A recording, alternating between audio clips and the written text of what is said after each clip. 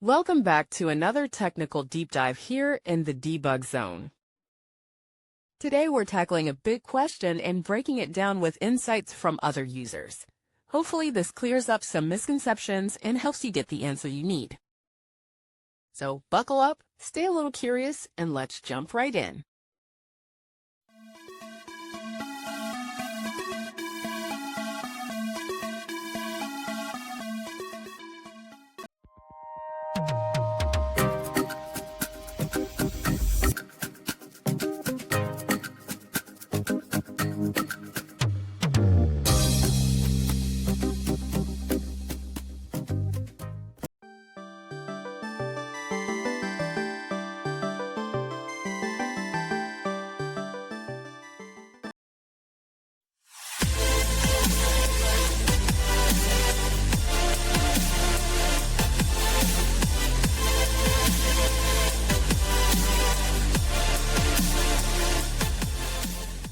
And that's a wrap.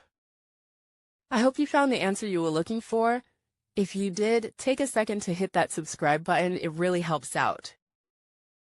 And let me know in the comments which solution worked best for you.